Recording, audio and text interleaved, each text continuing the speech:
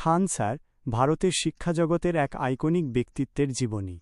খান sir, যার আসল নাম ফয়সাল খান বলে বহুলভাবে জানা যায়, তিনি ভারতের শিক্ষাজগতে এক অত্যন্ত প্রভাবশালী এবং বিপ্লবী ব্যক্তিত্ব হিসেবে আবির্ভূত হয়েছেন। বিহারের পাটনায় তার শিক্ষাদান কেন্দ্র হলেও তিনি ঐতিহ্যবাহী কোচিং সেন্টারের গণ্ডি পেরিয়ে এক জাতীয় ঘটনায় পরিণত হয়েছেন। তাঁর শেখানোর পদ্ধতি স্বতন্ত্র, হাস্যস্বাত্মক এবং অত্যন্ত বাস্তবভিত্তিক। তিনি মূলত ইউপিএসসি, এসএসসি এবং রেলওয়ের মতো প্রতিযোগিতামূলক পরীক্ষার শিক্ষার্থীদের জন্য সাধারণ অধ্যয়ন, জেনারেল স্টাডিজ, ইতিহাস, ভূগোল এবং কারেন্ট অ্যাফেয়ার্সের মতো জটিল বিষয়গুলি অত্যন্ত সহজে বোঝানোর জন্য সুপরিচিত। তাঁর এই যাত্রা একনিষ্ঠতা, শিক্ষার সাশ্রয়িতা এবং ডিজিটাল শিক্ষার ক্ষমতায়নের এক শক্তিশালী প্রমাণ। প্রাথমিক জীবন ও শিক্ষা 1993-2016। খান স্যার 1993 সালের ডিসেম্বরে উত্তরপ্রদেশের দেউরিয়া জেলার ভাটপাড় রানী শহরে একটি মধ্যবিত্ত পরিবারে জন্মগ্রহণ করেন। তাঁর পরিবার তাকে কঠোর পরিশ্রম এবং দেশপ্রেমের শক্তিশালী মূল্যবোধের সঙ্গে বড় করেছেন। পারিবারিক পটভূমি: তাঁর বাবা ছিলেন একজন ঠিকাদার এবং মা ছিলেন গৃহিণী।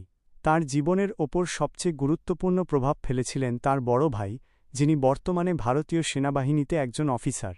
এই পারিবারিক পরিবেশ খান স্যারের প্রাথমিক আকাঙ্ক্ষা এবং বিশ্বদৃষ্টিভঙ্গি গঠনে অত্যন্ত গুরুত্বপূর্ণ ভূমিকা পালন করেছে।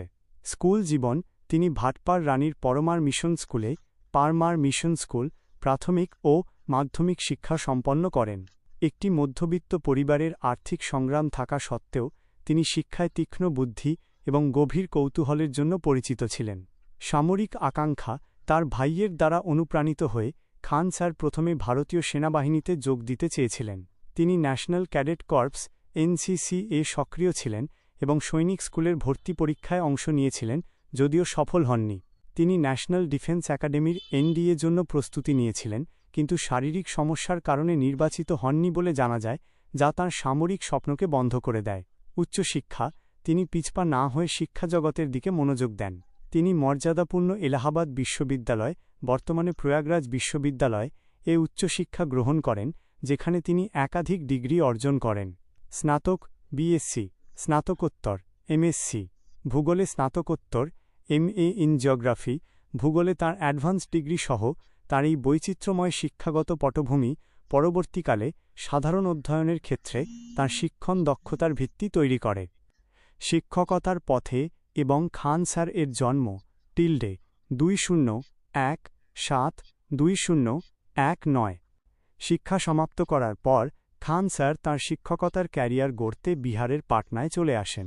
স্থানীয় কোচিং সেন্টারে শিক্ষকতা দিয়ে তাঁর শুরুটা ছিল খুবই সাধারণ শুরু। তাঁর শিক্ষকতার প্রথম ধাপ শুরু হয়েছিল একটি স্থানীয় প্রতিষ্ঠানে মাত্র 6 জন শিক্ষার্থীকে নিয়ে। স্বতন্ত্র শিক্ষণ পদ্ধতির উত্থান এই সময়েই তাঁর নিজস্ব শিক্ষণ শৈলী রূপ নিতে শুরু করে। শিক্ষার্থীরা দ্রুত তাঁর দিকে আকৃষ্ট হতে থাকে কারণ তিনি জটিল, নীরস বিষয়গুলিকে প্রচুর হাস্যরস, বাস্তব জীবনের উপমা এবং গল্প দিয়ে বোঝানোর ক্ষমতা রাখতেন, যা প্রায়শই একটি সরল, স্থানীয় হিন্দি উপভাষায় পরিবেশিত হতো। তিনি শেখাকে নিছক মুখস্থ করার পরিবর্তে একটি মজাদার এবং স্মরণীয় অভিজ্ঞতায় পরিণত করার লক্ষ্য স্থির করেন। ছদ্মনামের জন্ম: তাঁর জনপ্রিয়তা এত দ্রুত বাড়তে থাকে যে তাঁর ব্যাচে শিক্ষার্থীর সংখ্যা 150 ছাড়িয়ে যায়।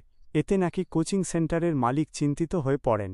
প্রতিষ্ঠানের মূল পরিচয় বজায় রাখতে এবং খান স্যারের ব্যক্তিগত খ্যাতিকে কিছুটা নিয়ন্ত্রণে রাখতে মালিক তাঁকে একটি সাধারণ বা বেনামি নামে ক্লাস নেওয়ার পরামর্শ দেন। এভাবেই খান স্যার এমন একটি নাম, যা তাঁর পটভূমিকে প্রতিফলিত করেও কিছুটা অজ্ঞাত পরিচয় প্রদান করে, তাঁর ছদ্মনাম হিসেবে জন্ম নেয়। খান জিএস রিসার্চ সেন্টারের প্রতিষ্ঠা তাঁর ক্রমবর্ধমান খ্যাতির ওপর ভিত্তি করে তিনি অবশেষে পাটনায় নিজস্ব প্রতিষ্ঠান খান জিএস রিসার্চ সেন্টার প্রতিষ্ঠা করেন। এই কেন্দ্রটি প্রতিযোগিতামূলক পরীক্ষার জন্য তাঁর সাশ্রয়ী এবং উচ্চমানের কোচিংয়ের কেন্দ্রবিন্দুতে পরিণত হয়। ডিজিটাল বিপ্লব, ইউটিউব এবং জাতীয় খ্যাতি 2019 বর্তমান। 2019 সাল ছিল খান স্যারের জন্য এক গুরুত্বপূর্ণ মোড়, যখন তিনি একটি স্থানীয় পাটনার শিক্ষক থেকে জাতীয় আইকনে পরিণত হওয়ার লক্ষ্যে তার ইউটিউব চ্যানেল খান জিএস রিসার্চ সেন্টার চালু করেন। ইউটিউবের প্রসার: যদিও তাঁর একটি বর্ধনশীল ফিজিক্যাল কোচিং সেন্টার ছিল, কিন্তু তাঁর ইউটিউব চ্যানেলটি ব্যাপক প্রভাব বিস্তারের মাধ্যম হয়ে ওঠে। তিনি বিশ্ব ভূগোল, ইতিহাস, কারেন্ট অ্যাফেয়ার্স এবং রাষ্ট্রবিজ্ঞানের মতো বিভিন্ন বিষয়ের উপর বিনামূল্যে ভিডিও লেকচার আপলোড করা শুরু করেন, যার সবগুলিই তাঁর ট্রেডমার্ক ব্যবহারিক পদ্ধতিতে ব্যাখ্যা করা হতো। কোভিড-19-এর প্রভাব 2020 সালে কোভিড-19 মহামারী এবং ফলস্বরূপ দেশব্যাপী লকডাউন এক চরম গুরুত্বপূর্ণ মোড় হিসেবে কাজ করে। শারীরিক ক্লাস বন্ধ থাকায় ভারত জুড়ে লক্ষ লক্ষ শিক্ষার্থী, বিশেষত গ্রামীণ এবং আর্থিকভাবে দুর্বল পটভূমির শিক্ষার্থীরা অনলাইন সংস্থানগুলির দিকে ঝুঁকতে শুরু করে। খান স্যারের বিনামূল্যে, সহজে লভ্য এবং উচ্চমানের কন্টেন্ট এই সময়ে জীবনরেখার কাজ করে। তার সাবস্ক্রাইবারের সংখ্যা দ্রুতগতিতে বেড়ে যায়, যা তাঁকে একটি ডিজিটাল শিক্ষা সুপারস্টারের মর্যাদা এনে দেয়। অবিশ্বাস্য পৌঁছ, আজ তাঁর প্রধান ইউটিউব চ্যানেলে কয়েক কোটি সাবস্ক্রাইবার এবং বিলিয়ন বিলিয়ন ভিউ রয়েছে, যা তাঁকে দেশের অন্যতম সাবস্ক্রাইবড এবং দেখা শিক্ষামূলক কন্টেন্ট নির্মাতাদের মধ্যে স্থান দিয়েছে। খান স্যারের অফিসিয়াল অ্যাপ, একটি আরও কাঠামোগত এবং ব্যাপক শিক্ষার প্ল্যাটফর্ম সরবরাহ করার জন্য তিনি খান স্যার অফিসিয়াল অ্যাপ এবং পরে খান গ্লোবাল স্টাডিজ চালু করেন। এই প্ল্যাটফর্মটি বিভিন্ন প্রতিযোগিতামূলক পরীক্ষার জন্য সাশ্রয়ী মূল্যে সম্পূর্ণ অনলাইন কোর্স অফার করে, যার ফি প্রচলিত কোচিং সংস্থাগুলির তুলনায় অনেক কম। ন্যূনতম ফি রাখার এই প্রতিজ্ঞা তার সবার জন্য শিক্ষা দর্শনের একটি মূল অংশ। খান স্যারের শিক্ষণশৈলী ও দর্শন। খান স্যারের বিশাল সাফল্যের মূলে রয়েছে তার স্বতন্ত্র শিক্ষণ পদ্ধতি, যা গতানুগতিক, একঘেয়ে শ্রেণীকক্ষ নির্দেশনার থেকে অনেকটাই আলাদা। হাস্যরস এবং উপমা, তিনি দর্শকদের নিযুক্ত রাখতে হালকা কৌতুক, চতুর মন্তব্য এবং আঞ্চলিক ভাষা ব্যবহার করেন। তার সবচেয়ে কার্যকর কৌশল হল জটিল বা বিমূর্ত ধারণাগুলিকে সহজ, বাস্তব জীবনের উপমা ব্যবহার করে ব্যাখ্যা করা, যা বিভিন্ন পটভূমির শিক্ষার্থীদের পক্ষে বোঝা এবং মনে রাখা সহজ করে তোলে। বাস্তব প্রয়োগে জোর, শুধুমাত্র তাত্ত্বিক বিবরণের ওপর ফোকাস না করে তিনি ঘটনাগুলির কেন এবং কিভাবে এর ওপর জোর দেন। ঐতিহাসিক, ভৌগোলিক এবং রাজনৈতিক ঘটনাগুলিকে আধুনিক দিনের ঘটনাবলীর সাথে সংযুক্ত করেন।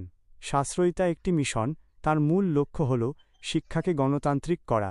কোর্সের ফি অত্যন্ত কম রাখার মাধ্যমে তিনি নিম্ন আয়ের পরিবারের সেই সমস্ত শিক্ষার্থীদের জন্য একটি অ্যাক্সেসযোগ্য পথ তৈরি করেছেন, যারা বড় কোচিং হাবগুলির অতিরিক্ত ফি বহন করতে পারে না। এই অঙ্গীকার তাঁকে একজন শিক্ষাবিদ হিসাবে খ্যাতি এনে দিয়েছে, যিনি সত্যিই দেশের সুবিধাবঞ্চিত তরুণদের জন্য চিন্তা করেন। দেশপ্রেম এবং সামাজিক বার্তা, তাঁর লেকচারগুলিতে প্রায়শই জাতীয় গর্ব